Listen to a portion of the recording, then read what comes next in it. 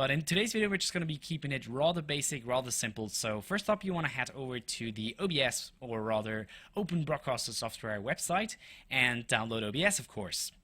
Now, also you want to head over to this nice little website here, catchaexception.org. And by the way, I'm going to be putting those links here in the descriptions below, so you can basically just click on it.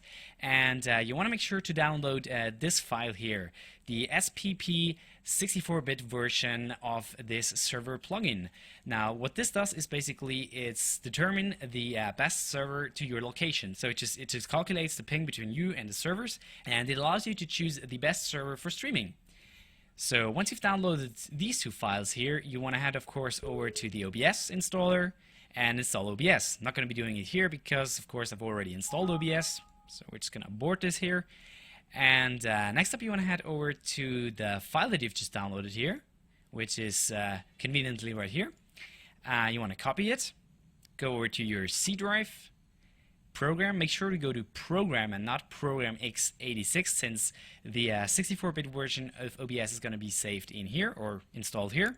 Program, look for OBS, plugins, and copy paste the file. Of course, again, I've already did it, so I don't have to do it again.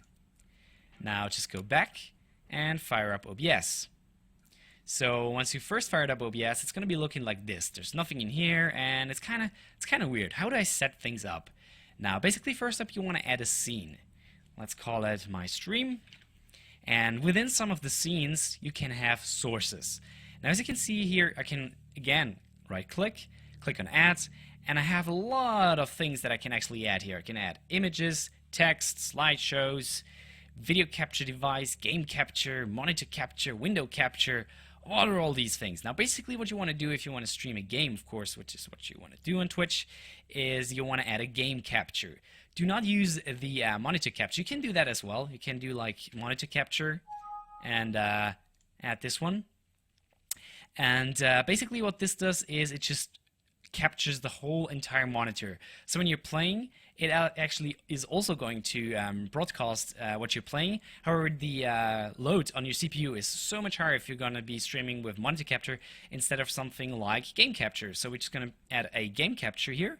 Let's call it BF4. And in this little tab here, you have to click on BF4 and add this thing. And here we have another nice little tip. You can click on preview stream. And on the previous stream, you can see what's going on. So this is BF4 currently, so it should, yeah, there we go.